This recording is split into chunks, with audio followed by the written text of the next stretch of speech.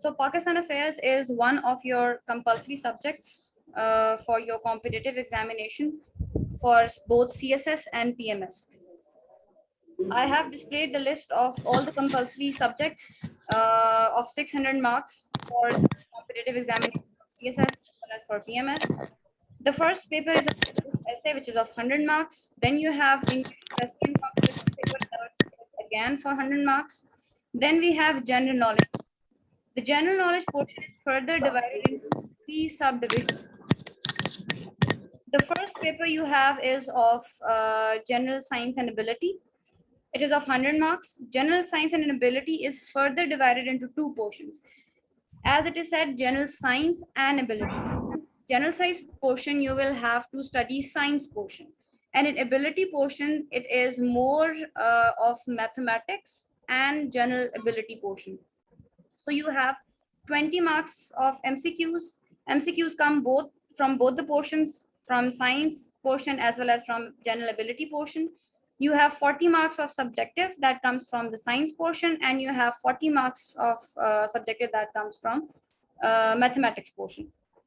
Then you have the second paper of your general science and general knowledge portion is of current affairs. It is again of 100 marks. It is further divided into 20 marks portion of is of objective, and then you have 80 marks portion of subjective. Here we have Pakistan Affairs of 100 marks. Please do not send your questions right now. I'll address all your questions that you'll send me in the chat box by the end of the class. Let me finish first. In Pakistan Affairs paper, you have 20 marks, portion of 20 marks that is of objectives, and then you have 80 marks portion that is of subjective. The last subject of among the compulsories is Islamic studies. We have Islamic studies for Muslims and comparative study of major religions for non-Muslim students. So today we'll talk about the syllabus and past papers of Pakistan Affairs. Let's move on to the detailed view of your syllabus.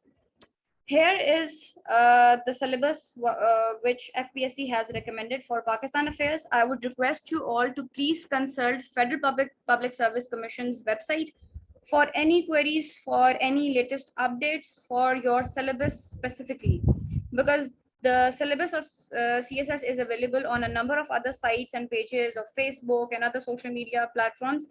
So there is a chance of mistake over there. So please consult. Always download your syllabus both for compulsory and optional subjects from FPSC website. That is the only authentic source that is available for information and syllabus guide. I would request you all to please download this syllabus, get it printed in front of you, so that you can have a better idea of the topics that we have covered and the topics that you have to cover in the later classes. There are 2 tips for preparing any of the subject of CSS, both compulsory and optional. There must be 2 things that you have to keep in mind. First, go through the syllabus of every subject. All right, that will give you a better idea what the subject is all about, what are the key topics that you have to cover. And the other thing is past paper analysis. We'll do a past paper analysis after we are done with the syllabus in today's class as well. But please go through the past papers of at least 5 to 6 years. Read out the questions so you have a better idea and understanding of what type of questions they ask you. We have studied more or less all these topics in our 14 or 16 years of education, but the topics are the same, but the way the examiner asks the question is very difficult. In your metric and FSC, they ask you direct question, write a note on ideology of Pakistan, for example. All right, so you have a broader canvas, you can incorporate any material that you have. But in CSS examination, there is no such thing like define, explain, give a detailed brief of Pakistan and the regional apparatus, for example, write a detailed note on SARC. इस तरह के सवाल नहीं आते, वो आपसे critical analysis पूछते हैं, ठीक है, नंबर 1. वो एट टाइम्स आपसे पर्सनल ओपिनियंस पूछ लेते हैं, नंबर 2. वो एट टाइम्स आपसे एक ही क्वेश्चन की डिफरेंट डायमेंशंस पूछ लेते हैं, या वो 2-3 टॉपिक्स को मिलाकर भी आपसे सवाल पूछ लेते हैं, ठीक है. यूजुअली एक 20 मार्क्स के क्वेश्चन का एक पोर्शन नहीं होता, that question is further divided into 2 to 3 parts. और हमारी ट्रेनिंग इस तरह की नहीं हुई भी होती, इस एस्पेक्ट से हम टॉपिक को प्रिपेयर नहीं करते या आंसर देने के यूज टू नहीं होते, ठीक है। इसलिए पास्ट पेपर्स को आपने जरूर गो थ्रू करना है, so you will have a better idea कि एग्जामिनर आपसे एक ही टॉपिक पे किस किस डायमेंशन से क्वेश्चंस पूछता है, ठीक है। एक टॉपिक से आपको if you will go through 5 to 6 years के papers, you will have a fair enough idea कि वो एक ही टॉपिक से उसने अगर 3-4 साल में वो क्वेश्चन पूछा है तो किस किस डायमेंशन से पूछा है। All right. Before I start discussing the syllabus, I would like to tell you another important thing. Basically, the syllabus of Pakistan Affairs is comprised of almost, if I'm not wrong, let me see how many topics. Yes, 28 topics. All right. Your syllabus comprised of 28 topics, but among all these 28 topics, believe me, this first topic is the most important, because the point number 1 is your prehistoric era, sorry, pre-partition era, and the other 27 points are of post-partition era or current happenings. Usually बच्चे क्या करते हैं कि Pakistan affairs बहुत dry subject है, हम पहले पढ़ते भी रहते हैं, हमें ये इल्यूजन होती है कि हमें तो ये सब्जेक्ट आता है, ठीक है। ये सबसे बड़ी मिसअंडरस्टैंडिंग होती है एस्पिरेंट्स की। हमारा जो, और फिर एक और जो कंफ्यूजन उनको होती है या उनको एक गलत उनका एक परसेप्शन होता है कि जो फर्स्ट पार्ट है सिलेबस का, हम बाकी 27 पार्ट्स तो कर रहे हैं, हम ये फर्स्ट वाले को छोड़ देते हैं, फर्स्ट वाला लेंथी भी बहुत ज्यादा है। So please don't do that. अगर आप कोई भी पास्ट पेपर उठाकर देखें सीएसएस का, चाहे 20 रीसेंट उठा लें, 2021 का उठा लें, या 2014 का उठा लें, 2016 का उठा लें, आपको उसके अंदर नजर आएगा कि आपका जो पाकिस्तान अफेयर्स का सिलेबस है उसके सॉरी जो पाकिस्तान अफेयर्स का पेपर है उसके क्लियर कट 2 पार्ट्स होते हैं। आपको 2 से 3 या एट टाइम्स 4 सवाल प्री पार्टीशन एरा में से आते हैं, ठीक है। That is this point number 1। और बाकी के जो 3 या 4 सवाल हैं वो आपको पोस्ट पार्टीशन में से आते हैं, जो आपका ये सारा सिलेबस ओवरलैप करता है करंट अफेयर्स के साथ। You have to attempt 4 questions. तो जो बच्चा ये पहला पोर्शन छोड़ता है, ये एक सुसाइडल अटेम्प्ट है। वो आपके 4 मार्क्स, आपका ये बाकी 27 मार्क 27 जो पॉइंट्स हैं, जो 27 कंपोनेंट्स है सिलेबस के, वो आपको 4 मार्क्स 4 क्वेश्चंस करने के लिए आपको एनेबल नहीं करते। So please do not take this first portion very light और इसको चॉइस पे नहीं छोड़ना। अगर आप इन बाकी के सारे पोर्शन में से कोई पोर्शन चॉइस के लिए छोड़ना भी चाहते हैं, that's completely up to you. अच्छा, अब जो बाकी के आपके 27 कंपोनेंट्स हैं उसके अंदर भी कुछ टॉपिक्स इस तरह के होते हैं जो करंट हैपनिंग्स होते हैं, कुछ टॉपिक्स इस तरह के होते हैं जो बर्निंग क्वेश्चन होते हैं आजकल, ठीक है। फॉर एग्जांपल आपके सिलेबस के अंदर है Palestine issue, alright. If I talk about 2-3 years back, Palestine issue एक डेड इशू था, ठीक है, उसके ऊपर क्वेश्चन नहीं आता था।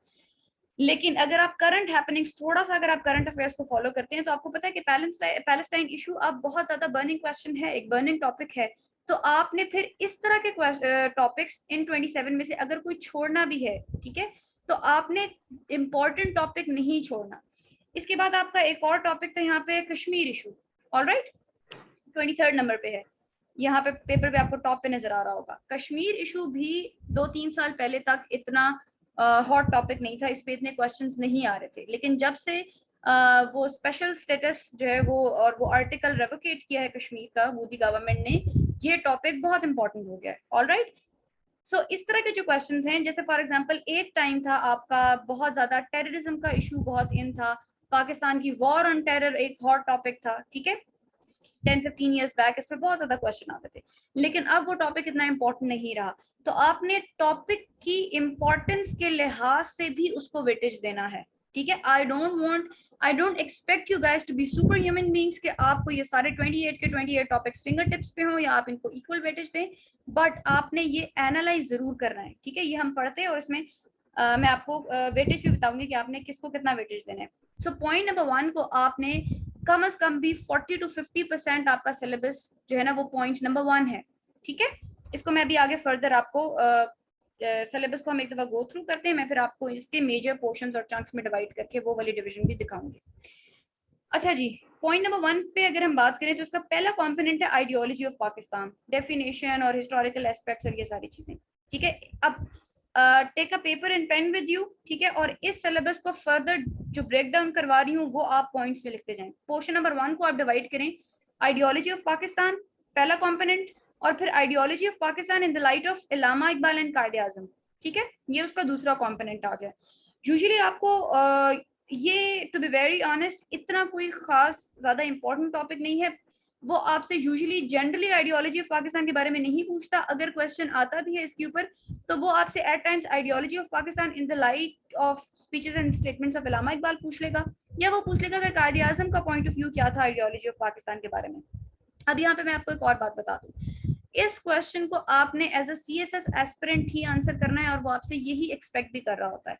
मैट्रिक के बच्चों की तरह नहीं आपने आंसर देना इसका कि अगर उसने पूछा है कि आइडियोलॉजी ऑफ पाकिस्तान को एक्सप्लेन करें इन the light of statements and sayings of कायदे आजम मोहम्मद अली जिन्ना, तो आपने जनरल आइडियोलॉजी ऑफ पाकिस्तान पे नोट नहीं लिखना कि जी what is the definition of ideology of Pakistan, what are the sources of ideology of Pakistan, what is the importance of ideology of Pakistan, इस तरह से सवाल अटेम्प्ट नहीं करना सीएसएस का। ठीक है, आपने क्या करना है कि बहुत स्पेसिफिक और टू द पॉइंट बात लिखनी है कि कायदे आजम ने आइडियोलॉजी ऑफ पाकिस्तान से रिलेटेड किस किस इवेंट पे क्या क्या कोटेशन बोली है। ठीक है, उस कोटेशन को आपने कोट करना है और उसकी एक्सप्लेनेशन में आपने पॉइंट ऑफ व्यू बयान करना है कि कायदे आजम का क्या पॉइंट ऑफ व्यू था about ideology of Pakistan. You get it? ठीक है, तो ये हो गया आपका एक सब डिविजन पहले पॉइंट की। दूसरी सब डिविजन आपकी आ जाती है रूल इन सब कॉन्टिनेंट। ठीक है, इसका डाउनफॉल क्या था और फिर इसकी रेनेसांस के लिए क्या एफर्ट्स की गई। ठीक है, when we talk about Muslim rule in subcontinent, तो ये स्टार्ट कहाँ से लेना है आपने, ये थोड़ा सा बल्कि काफी लंबा टॉपिक है। मुस्लिम रूल देखें उसी टाइम से स्टार्ट हो गया था जब पहले मुसलमान ने सब कॉन्टिनेंट पे कदम रखा था, and that was none other than Mohammad bin Qasim. ठीक है, सो ये आपका ऑलमोस्ट 1713 से ये टाइमलाइन स्टार्ट होती है। ठीक है, और जाती है आपके मुगल एम्पायर या मुगल रूल तक। ठीक है, बहुत सारे इसमें डिफरेंट रूलर्स आए, बहुत सारी डायनेसिटीज आई, मुगल डायनेसिटी आई, उससे पहले तुगलक थी, सैयद डायनेसिटी थी, और ये सारे रूल्स हम पढ़ेंगे इसके अंदर। Please do not draw anything on the screen. ठीक है, तो ये मुस्लिम रूल इस्टेब्लिश कैसे हुआ, मोहम्मद बिन कासिम से हम स्टार्ट करेंगे, और सारे मुस्लिम एम्परर्स का के कौन कौन से आए, कैसे उन्होंने इन्वेट किया, कितने अरसे तक उनका एम्पायर रहा, कितने अरसे तक उन्होंने रूल किया, उसके अंदर मेजर हैपनिंग्स क्या थी, और फिर मुस्लिम रूल एंड कैसे हुआ। मुस्लिम रूल एंड हुआ मुगल एम्पायर पे। मुगल एम्पायर का भी आखिरी डिसेंडेंट जो था वो बहादुर शाह जफर थे, राइट। और आपको पता है कि मुगल रूल एंड कैसे हुआ, कि जैसे आपके ब्रिटिशर्स आए, ठीक है, ईस्ट इंडिया कंपनी आई और फिर उन्होंने मुगल रूल खत्म किया, और वहां से फिर आपका ब्रिटिश रूल स्टार्ट हो जाता है सब कॉन्टिनेंट पे। ठीक है, तो ये हो गया आपका टॉपिक नंबर 2। फिर उसके बाद आ जाता है रिफॉर्मर्स। ठीक है, आपके दो किस्म के रिफॉर्मर्स हैं। ठीक है, रिफॉर्मर्स मूवमेंट जो थी इनको आप डिवाइड करें फर्दर 2 टॉपिक्स के अंदर कि कौन कौन से रिफॉर्मर्स आए। आपको पता है कि मुसलमानों ने बहुत अरूज देखा लेकिन फिर बहुत ज्यादा जवाल भी देखा, राइट, सब कॉन्टिनेंट पे जब वो हुकूमत कर रहे थे। तो उस टाइम पे ना जब मुसलमान डाउनफॉल में जा रहे थे तो बहुत सारे रिफॉर्मर्स उठे, एजुकेशनल रिफॉर्मर्स भी और रिलीजियस रिफॉर्मर्स भी। ये बेसिकली 2 डिवीजन है, 2 तरह के रिफॉर्मर्स हैं, एजुकेशनल रिफॉर्मर्स और रिलीजियस रिफॉर्मर्स। ठीक है, आपको उन्होंने मेंशन कर दिया कि कौन कौन से रिफॉर्मर्स आपने पढ़ने हैं। If I talk about religious reformers, ये वो रिफॉर्मेशन की जरूरत कब महसूस होती है कि जब आपकी सोसाइटी डाउनफॉल में जा रही हो। ठीक है, मुसलमानों को रिवोकेट करने के लिए, उनको दोबारा बकअप करने के लिए, ठीक है, in terms of acquire education, modern education, या इन टर्म्स ऑफ अकबर के एरा में बहुत ज़्यादा दीन इलाही आ गया था और मजहब से दूरी हो गई थी, तो रिलीजन को भी रिफॉर्म करने के लिए इस तरह की एफर्ट्स की जरूरत थी। तो वो एफर्ट्स हमारे जिन रिलीजियस रिफॉर्मर्स ने दी, हमारे पास 3 रिलीजियस रिफॉर्मर्स हैं, शेख अहमद सिरहिंदी, शाह वलीउल्लाह और सैयद अहमद शहीद। इन तीनों रिफॉर्मर्स को हम डिटेल में पढ़ेंगे। Basically, I'm not only telling you the breakdown of the syllabus, but I'm also telling you the breakdown of how we will break this subject into parts. ये इस एक एक टॉपिक पे 2 से 3 लेक्चर्स होंगे, ऑलराइट। जैसे आइडियोलॉजी ऑफ पाकिस्तान, ठीक है, जिसके अंदर हम डिस्कस करेंगे generally, will talk about what was the ideology and basic idea behind the creation of Pakistan, we'll talk about the point of view of Allama Iqbal and Qaid-e-Azam, then we'll discuss the Muslim rule in subcontinent, ठीक है, कैसे वो आया और फिर वो downfall कैसे हुआ। फिर उसके बाद हम रिफॉर्मर्स पढ़ेंगे, रिलीजियस रिफॉर्मर्स और एजुकेशन रिफॉर्मर्स। रिलीजियस में हमारे पास 3 रिफॉर्मर्स हैं, मैंने आपको बता दिया। From here onward start educational reformers, ठीक है। दीन को रिफॉर्म करने के साथ साथ आपको एजुकेशन की रिफॉर्मेशन की भी जरूरत थी। जब ब्रिटिशर्स आए तो हिंदुओं ने तो अडॉप्ट कर लिया उनका सिस्टम, उनका कल्चर, उनका एजुकेशन, एवरीथिंग, राइट। तो फिर उन्होंने तो अपनी जगह बना ली। एक और चीज जो अगर मैं आपको बताऊं, देखिए जब आप पाकिस्तान अफेयर्स पढ़े ना, तो आपने थोड़ा सा अपना विजन ब्रॉड करके पढ़ना है, थोड़ा सा आपका एनालिसिस और रिसर्च थोड़ी ज्यादा होनी चाहिए।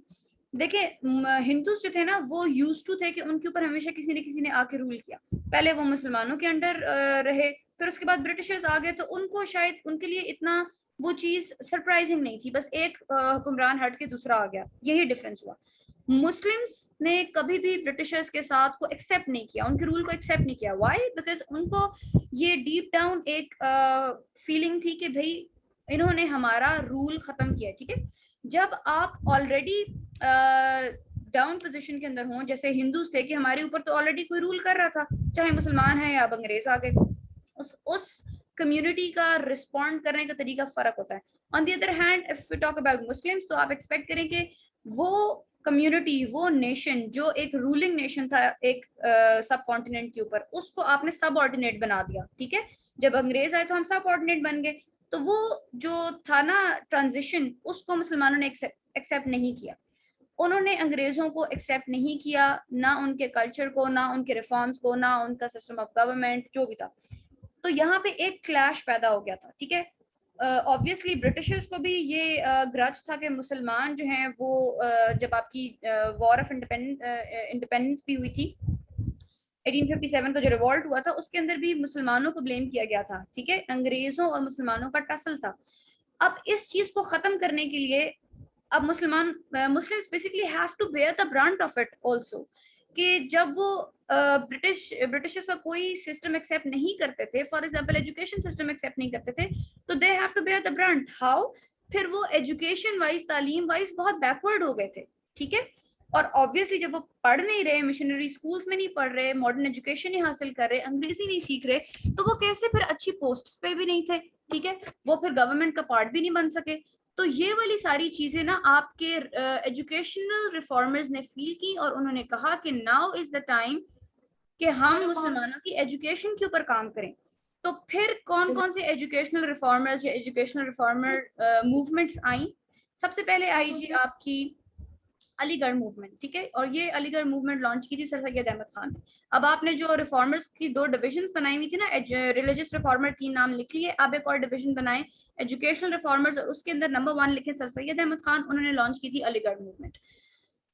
अगर मैं इसकी इंपॉर्टेंस की बात करूं, तो आपके इस पूरे पोर्शन में से जो क्वेश्चन नंबर 1 में से सबसे इंपॉर्टेंट आपकी ये रिफॉर्मर मूवमेंट्स हैं, both educational reformers as well as religious reformers. At times वो आपको ओवरऑल एक नोट दे देता है कि write a note on reformer movements that were launched for the uplift of Muslims. तो फिर आपने सब लिखना है, ठीक है। सर सैयद अहमद शेख अहमद सरहिंदी से स्टार्ट करेंगे और ख़त्म करेंगे आप नुज़्वतुल उलमा पे, ठीक है। कभी कभी वो आपको कहता है कि नहीं, just right a note on religious reformers, फिर आप ये पहले 3 रिफॉर्मर्स लिखेंगे। अगर वो आपको कहता है कि खाली right a note on educational reformers, तो फिर हमारे पास कौन कौन से हैं? अलीगढ़ मूवमेंट है, देवबंद है, नुज़्वतुल उलमा है, और बाकी 2 और एजुकेशनल इंस्टीट्यूशन से सिंध मदरसा और इस्लामिया कॉलेज पेशावर। ये इतने इंपॉर्टेंट नहीं है, बस आपने ब्रीफली इनको एक्सप्लेन कर देना है, ठीक है। अच्छा, कंडीशन नंबर 3 क्या है कि वो कभी कभी आपको सिर्फ एक रिफॉर्मर पे भी नोट देता है। फॉर एग्जाम्पल वो कहता है कि give a detail account of the services rendered by Sheikh Ahmad Sirhindi, ठीक है। तो फिर आपने सिर्फ एक ही रिफॉर्मर को डिस्कस करना है। कभी कभी वो आपको नोट देता है सिर्फ right a note about Aligarh movement, what was it all about, या उसका इम्पैक्ट क्या था, ठीक है। तो इस तरीके से आपको वो क्वेश्चन देता है, और ये हो गया आपका point number 1। I hope it is clear, ठीक है। तो देखो पॉइंट नंबर 1 में से कितने ज्यादा क्वेश्चंस बन सकते हैं, इसीलिए इसका वेटेज ज्यादा है। और इस पॉइंट में से आपको 2 से 3 सवाल तो फॉर श्योर आते हैं हर साल, ठीक है। अभी by the end of the class मैं आपको 1-2 पेपर्स भी निकाल के दिखाऊंगी, past papers, then you guys will have better idea why I was laying so much stress on this point number 1. Then there is a list of other topics. We'll quickly go through it. Taha, please stay muted. I'll answer your questions by the end of the class. Do not interrupt. Now the point number 2 is land and people of Pakistan. इसके अंदर आपने बताना होता है geography कैसी है, हमारी society कैसी है, कौन कौन से नेशनल रिसोर्सेज हैं हमारे पास, एग्रीकल्चर के बारे में पूछ लेते हैं, जनरल एजुकेशन से रिलेटेड प्रॉब्लम्स और वो सारी चीजें, ट्रेंड्स और प्रॉब्लम्स, ये सारी चीजें इस पोर्शन के अंदर आप बाकी इसके लिए भी पॉइंट नंबर 2 के लिए भी मैं ये कह रही हूँ और बाकी पॉइंट्स के लिए भी कह रही हूँ, पाकिस्तान अफेयर्स में बहुत इंपॉर्टेंट है कि आप पाकिस्तान की थोड़ी सी ज्योग्राफिकल लोकेशन का आपको पता होना चाहिए, थोड़ा सा उसकी स्ट्रेटेजिक डेप्थ का आपको पता होना चाहिए, ठीक है। वर्ल्ड मैप आप लोग स्टडी करें, पाकिस्तान का मैप आप स्टडी करें। आई वुड रिकमेंड कि आपका जो स्टडी रूम है उसके अंदर एक वर्ल्ड मैप और एक पाकिस्तान का मैप जरूर डिस्प्ले हुआ हो, ठीक है।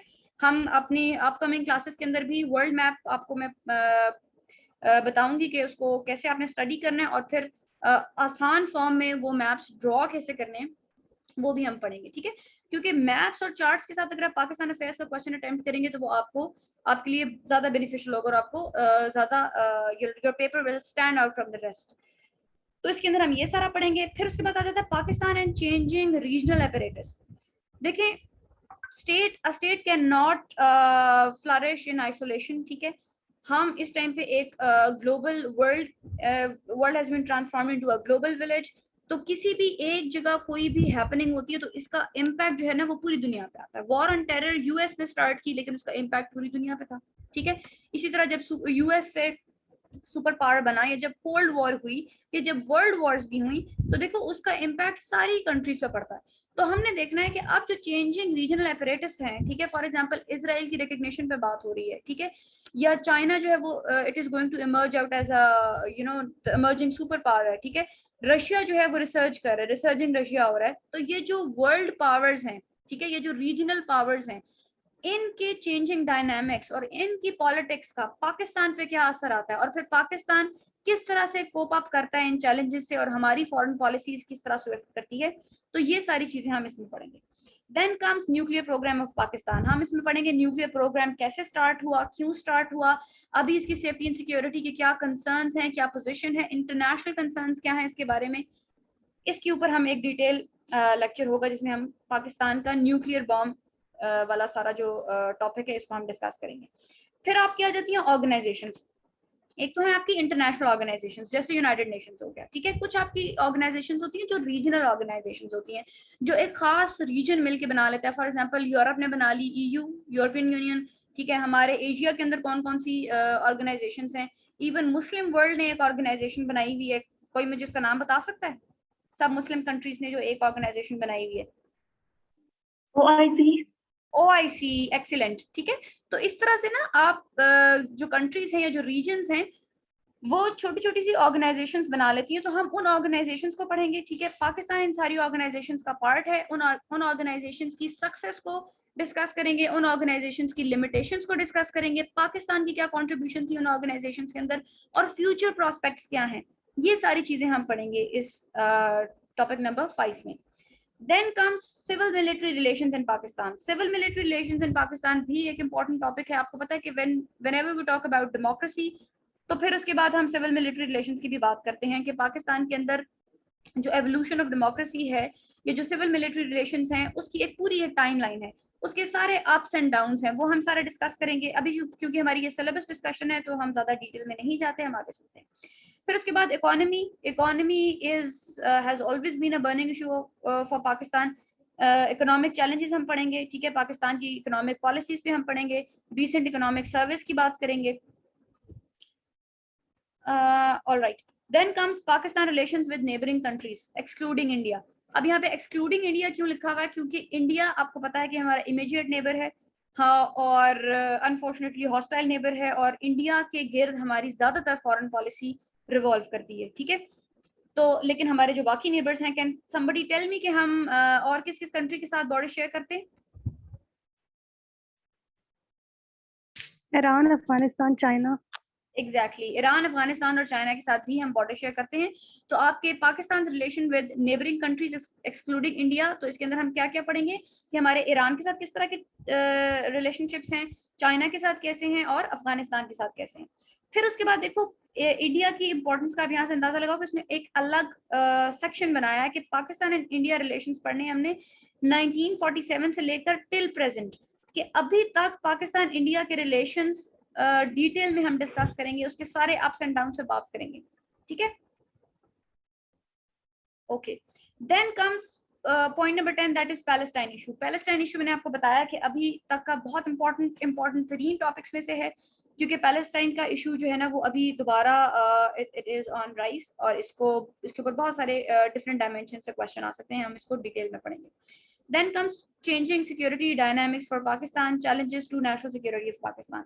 अब जो भी आपके मैंने आपको पहले भी बताया था कि जो चेंजिंग रीजनल अपरेटस है ना, जो आपके रीजन के अंदर या वर्ल्ड के अंदर चेंजेस आते हैं, ठीक है, उनकी वजह से आपको डिफरेंट किस्म के चैलेंजेस होते हैं, और मोस्ट इंपॉर्टेंट चैलेंज उसके अंदर नेशनल सिक्योरिटी का चैलेंज होता है, ठीक है। For example war on terror हुई थी, भाई लड़ी किसी और ने, ठीक है, यूएस ने स्टार्ट की, अफगानिस्तान में हुई, लेकिन उसका इम्पैक्ट हमारे ऊपर कितना ज्यादा आया, ठीक है, पाकिस्तान की पूरी हिस्ट्री ही बदल के रह गई, ठीक है।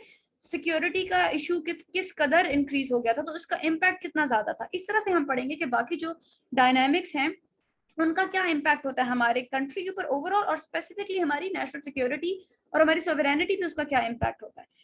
देन कम्स पॉलिटिकल एवोल्यूशन, ठीक है, 1971 से ऑनवर्ड्स। अब ये then again is very important कि पाकिस्तान की अगर हम पॉलिटिकल एवोल्यूशन की बात करें तो हमेशा ना एक टर्मोल में रहा है Pakistan, in terms of democracy, in terms of political evolution. आपको पता है कि कितने जल्दी जल्दी से गवर्नमेंट्स चेंज होती हैं, डेमोक्रेसी कितने उसको कितने सेटबैक्स हुए, मिलिट्री इंटरवेंशन हुई थी, लेकिन अब फॉर्चुनेटली हम पिछले कुछ अरसे से एक अच्छा डेमोक्रेटिक कल्चर एक्सपीरियंस कर रहे हैं। लेकिन 1971 से ऑनवर्ड जो मेजर हैपनिंग्स हुई हैं हम उनको डिस्कस करेंगे। फिर उसके बाद US and Pakistan war and terror, दो ये अब थोड़ा सा पुराना हो गया टॉपिक, लेकिन ये है कि हम हमारी हिस्ट्री के अंदर तो इसने बहुत इंपॉर्टेंट पार्ट प्ले किया, तो हम वो भी डिस्कस करेंगे कि उसका इम्पैक्ट क्या था पाकिस्तान के ऊपर। Then will talk about foreign policy of Pakistan post 9/11, ठीक है। अब 9/11 का जो इवेंट था उसने भी पाकिस्तान की पूरी पॉलिटिक्स ही चेंज करके रख दी, ठीक है। और फॉरेन पॉलिसी क्या होता है, देखिए फॉरेन पॉलिसी को आपने समझना है in comparison to your constitution. Constitution और फॉरेन पॉलिसी एक दूसरे के ऑपोजिट है। कॉन्स्टिट्यूशन क्या होता है कि कंट्री के अंदर एक स्टेट जो है ना उसके अंदर जो कुछ भी होगा वो आपका कॉन्स्टिट्यूशन डिसाइड करेगा, ठीक है। That is a written document, और उसके accordingly within the state जो हैपनिंग्स होंगी वो होंगी decide through constitution. Foreign policy on the other hand is a policy जो आप बनाते हैं कि आप देखते हैं कि आपका स्टेट जो है बाकी फॉरेन बाहर की जो कंट्रीज है उनके साथ किस तरह से बिहेव करेगा, किन कंट्रीज के साथ हमारे फ्रेंडली रिलेशंस होंगे, किस कंट्री के साथ हमारे हॉस्टाइल रिलेशंस होंगे, किन के साथ हम ट्रेड करेंगे, किन के साथ हम ट्रेड नहीं करेंगे, किसके साथ वॉर है नहीं है। ये वाली सारी चीजें ना आपकी foreign policy, as a name indicate foreign का क्या मतलब होता है, ठीक है। तो ये होती है आपकी फॉरेन पॉलिसी। और पोस्ट 9/11 दैट मींस कि 9/11 का इवेंट हमारे लिए इतना इंपॉर्टेंट था कि उसने पाकिस्तान की पूरी फॉरेन पॉलिसी बदल के रख दी, ठीक है। फिर उसके बाद हम एक डिफरेंट स्ट्रेटेजी के साथ स्टेट्स के साथ बिहेव करना शुरू हो गए। Will discuss it in detail in the class. आगे चलते हैं, evolution of democratic system in Pakistan. हम बताएंगे जी कि democracy, Pakistan chose to be a democratic state, ठीक है, लेकिन उसके अब प्रॉब्लम्स क्या थे, ठीक है, स्टिल उसके प्रॉब्लम्स क्या हैं, किस हद तक हम सक्सेसफुल हुए, क्या शॉर्टकमिंग्स थी, हम ये सारी चीज डिस्कस करेंगे। देन कम्स एथनिक इश्यूज और नेशनल इंटीग्रेशन। पाकिस्तान अनफॉर्चुनेटली बहुत ज़्यादा हमारे एथनिक इश्यूज हैं, प्रोविंशियल डिस्प्यूट्स हैं, तो ये सारी चीज़ें हमें कभी भी ना एक one these things never make us stand on one platform as a Pakistani. तो नेशनल इंटीग्रेशन जो है ना उसको एक सीरियस सेटबैक है हमारे एथनिक इश्यूज का। We are divided into Sindhis, Balochis, Pathan, Sunni, Shia, ठीक है, और बहुत सारी डिविजन हैं ये। तो ये एथनिक, जैसे हमारा कल्चर डाइवर्सिफाइड है ना, इसी तरह के हमारे पास बहुत ज्यादा वेराइटी है, एथनिसिटीज में बहुत वेराइटी है। और फिर जब इतनी आपके पास मल्टी कल्चरल चीजें हों, ठीक है, हमारे मल्टी लिंग्विस्टिक्स हैं, हमारे कल्चर्स इतने डिफरेंट हैं हमारे पास, इतनी डिफरेंट ज्यादा कम्युनिटीज हैं, तो फिर उनको इंटीग्रेट करना एक प्लेटफॉर्म पे थोड़ा मुश्किल हो जाता है। वो क्या चैलेंजेस हैं उनको भी डिस्कस करेंगे। Then comes water issue. आपको पता है हाइड्रो पॉलिटिक्स, वाटर इशू हमेशा से पाकिस्तान के साथ रहा है, क्योंकि Pakistan is a lower riparian state, और जो इंडिया है जहाँ से हमारा पानी आता है वो अपर रिपेरियन स्टेट है, वो हमारा पानी रोक देता है, हमारे पास डैम्स नहीं है, और इस तरह के उनकी वजह से हमें फ्लडिंग होती है, बिजली नहीं बना सकते हम पानी के थ्रू। तो ये सारी चीजें हम वाटर इश्यूज पढ़ेंगे, आपकी इंडस वाटर ट्रीटी इसके अंदर बहुत इंपॉर्टेंट है, ठीक है। तो ये, और फिर हम इंटरनेशनल कोर्ट ऑफ जस्टिस में भी ये केस लेकर गए थे, वो सारी चीजें हम डिस्कस करेंगे हमारे इस वाटर इशू वाले टॉपिक के अंदर। फिर उसके बाद आ जाता है पाकिस्तान नेशनल इंटरेस्ट। हर स्टेट के ना कोई इंटरेस्ट होता है, ठीक है, इंटरेस्ट बेस्ड पॉलिटिक्स होती है। जिन बच्चों ने आईआर रखा है वो उसके अंदर पढ़ते भी रहे होंगे, सुनते भी रहे होंगे कि स्टेट्स के दरमियान में ना कोई फ्रेंडशिप नहीं होती, ठीक है, सब इंटरेस्ट बेस होता है। अगर आपकी फ्रेंडशिप है भी तो वो उसके पीछे आपके कोई हिडन इंटरेस्ट हैं। अब ये national interest country to country very करता है। किसी स्टेट का नेशनल इंटरेस्ट जो है वो टॉप प्रायोरिटी उनकी सिक्योरिटी होगी, किसी की टॉप प्रायोरिटी जो है वो ट्रेड होगी, जैसे चाइना की है। तो इस तरह से ना हर स्टेट के नेशनल इंटरेस्ट वेरी करते हैं और वो चेंज होते रहते हैं, ये हम पढ़ेंगे।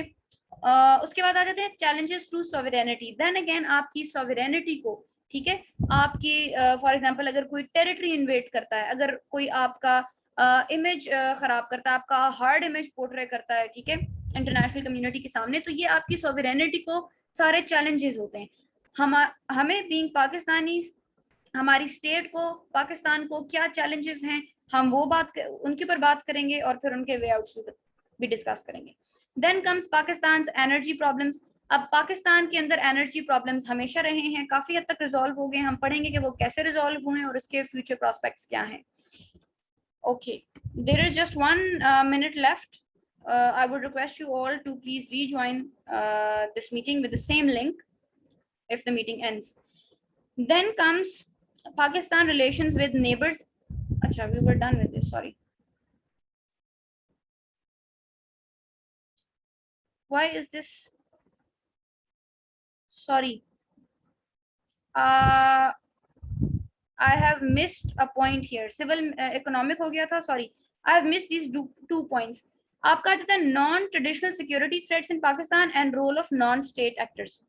अब देखें, एक होते हैं आपके ट्रेडिशनल सिक्योरिटी थ्रेट्स, एक होते हैं नॉन ट्रेडिशनल सिक्योरिटी थ्रेट्स, एक होते हैं आपके स्टेट एक्टर्स, एक होते हैं आपके नॉन स्टेट एक्टर्स।